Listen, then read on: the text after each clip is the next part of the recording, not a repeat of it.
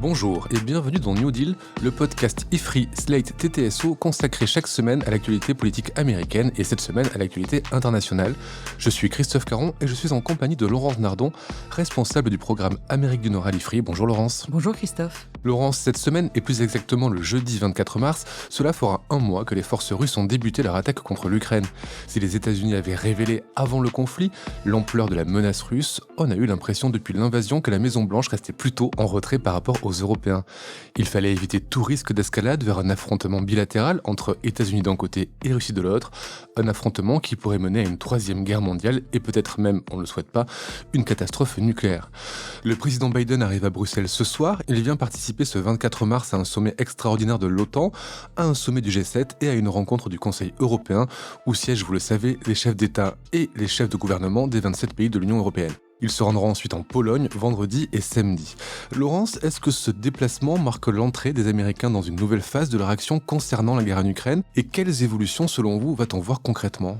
Joe Biden, il vient d'abord pour renforcer ou pour incarner la force et l'unité du camp occidental vis-à-vis de Vladimir Poutine. Donc il y a une mission vraiment symbolique dans ce déplacement. Au-delà, c'est plus compliqué de savoir s'il va aussi coordonner une nouvelle phase de la réponse occidentale. Ce qui est certain, c'est que les dirigeants européens doivent déjà à peu près être au courant, puisqu'il y a eu lundi 21 mars un coup de fil entre Biden, l'Allemand Olaf Scholz, l'Italien Draghi, Boris Johnson, le Britannique, et Emmanuel Macron. Mais si tant est que des décisions concrètes sont déjà prises, aucune n'est publique pour l'instant. On peut imaginer de quelles mesures les chefs d'État pourraient débattre ? En réalité, les Occidentaux ont déjà fait beaucoup de choses. Ils ont pris des mesures globalement de 3 sortes. Il y a les sanctions économiques, le soutien militaire et l'accueil des réfugiés. Et commençons par les sanctions économiques. Les sanctions économiques contre la Russie, à l'heure actuelle, il y en a eu 4 sortes. Il y a les sanctions personnelles contre Poutine et les grands oligarques, les restrictions à l'exportation de matériel stratégique ou technologique vers la Russie, la déconnexion des banques russes du système SWIFT, ça on en a beaucoup parlé, et puis enfin le gel des réserves de change de la Banque centrale russe. Ces réserves sont détenues à l'étranger, c'est pour ça qu'on peut les bloquer, elles s'élèvent à 600 milliards de dollars, et le fait qu'elles soient gelées fait que la Banque centrale russe ne peut plus soutenir le rouble. Mais là, on pourrait discuter de nouvelles mesures ? Oui, justement, le 5e type de mesure qu'on pourrait adopter demain, c'est ce fameux embargo sur les exportations par la Russie de gaz et de pétrole. L'Allemagne, on le sait, est très dépendante du gaz russe.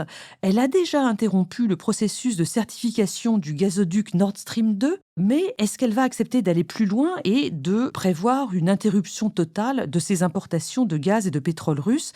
C'est ce qu'on va voir demain. On dit que les États-Unis vont lui apporter des garanties en termes de livraison de gaz naturel liquéfié américain. Il va falloir quand même sécuriser ces importations pour l'Allemagne pour qu'elle accepte cet embargo. Et pour en savoir plus sur la possibilité d'importer du gaz liquéfié américain, je vous renvoie à l'épisode 106 de New Deal en date du 9 mars dernier. Voilà pour le plan économique. Que peut-on dire maintenant d'un éventuel soutien militaire à l'Ukraine ? C'est très délicat parce que Moscou peut à chaque instant dénoncer la participation d'autres pays au conflit en les désignant comme des actes de guerre et décider en riposte d'escalader le conflit. Mais car ces pays deviendraient des co-belligérants de l'Ukraine. Absolument. Mais il faut quand même bien voir qu'on en a déjà fait beaucoup. Les États-Unis, par exemple, ils ont de nouveau 100 000 soldats déployés sur le front est de l'OTAN, donc des pays baltes au nord jusqu'à la Bulgarie au sud, et ils ont envoyé pour 1 milliard de dollars de matériel militaire en Ukraine dans les dernières semaines. Alors on parle de missiles anti-chars, de missiles anti-aériens, de munitions, de drones, etc. Donc c'est quand même du sérieux. Et les Européens ont eux aussi fait beaucoup de choses. Si on parle de l'Union européenne, il y a eu quand même des avancées sur le fond extrêmement importantes ces derniers temps. En réaction à la guerre en Ukraine, d'abord la décision pour tous de monter leur niveau de dépenses militaires à 2% du PIB, quelque chose que les États-Unis réclament depuis très longtemps. La décision de créer des groupements tactiques de 5000 hommes. Et surtout, l'adoption ce 24 février de la boussole stratégique, un texte de doctrine stratégique que l'Union européenne prépare depuis au moins 2 ans et qui donc va enfin être adopté. Vous l'avez dit, les États-Unis et l'Europe sont allés assez loin dans le soutien militaire.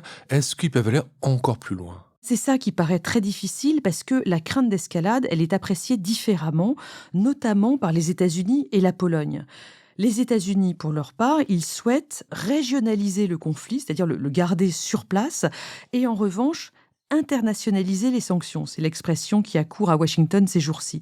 La Pologne, elle veut que l'Ouest soit beaucoup plus proactif parce qu'elle a très peur de la Russie. Elle souhaite, à minima, profiter de l'ambiguïté stratégique sur les volontés réelles de l'OTAN. Et on a vu ce désaccord se traduire en actes lors du débat qu'il y a eu entre Pologne et États-Unis sur ces fameux MiG-29. Oui, parce que la Pologne voulait envoyer des MiG-29, donc du matériel anciennement soviétique, mais qui est chez elle. Elle voulait l'envoyer à l'Ukraine via une base aérienne américaine située en Allemagne. Les États-Unis ont refusé, sans doute à juste titre, parce qu'ils ont pensé que les Russes allaient considérer cela comme un acte de guerre de la part des Américains.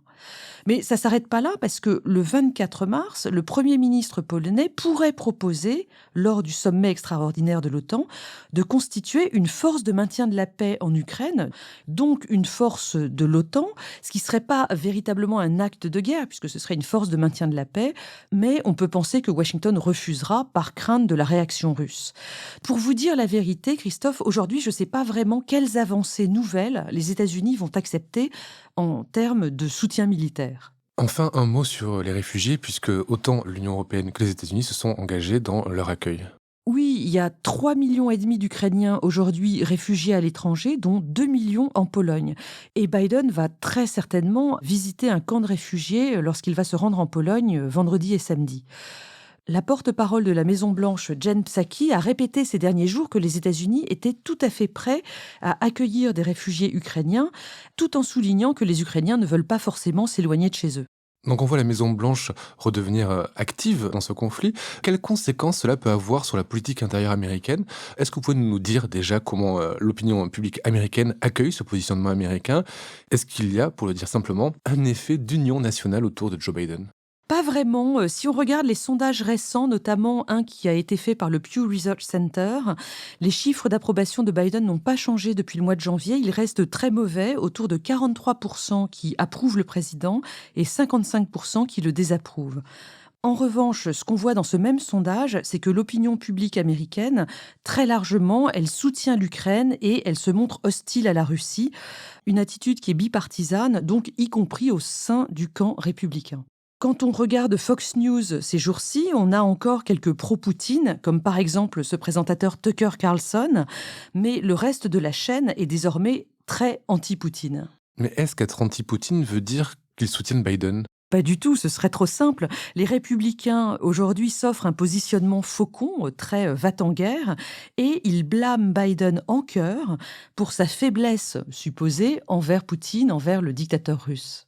Un mot sur nos amis trumpistes pro-Poutine, qui ont finalement raison sur un point. Il n'y a eu aucune attaque de la part de la Russie en Europe pendant le mandat de Trump. Pourquoi? Trump explique alternativement que c'était soit parce que Poutine et lui s'entendaient trop bien, soit parce que Poutine le craignait, puisque Trump, comme on le sait, est un grand homme d'État.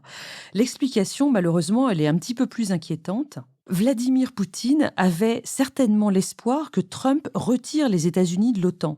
C'était pas complètement infondé parce que Trump était très critique de l'Alliance Atlantique et un retrait des États-Unis, évidemment, ça aurait été idéal pour la Russie de Poutine puisque les États baltes, la Pologne, la Bulgarie, etc. se seraient retrouvés sans défense vis-à-vis des avancées russes. Mais heureusement, ça ne s'est pas fait. Les Trumpistes pro-Poutine, ils ont quand même aujourd'hui un problème, un cas de conscience très ennuyeux. Parce que en tant que nationalistes et ethnocentristes, ils sont d'accord sur le fond avec quelqu'un comme Poutine. Et c'est là la contradiction qui est inhérente au mouvement nationaliste dans le monde entier. C'est-à-dire qu'ils partagent une idéologie du chacun pour soi en temps de paix. Mais dès qu'une guerre se déclenche entre plusieurs pays, les nationalistes vont vouloir protéger leur propre nation, c'est logique. Et ces mouvements vont donc s'opposer les uns aux autres.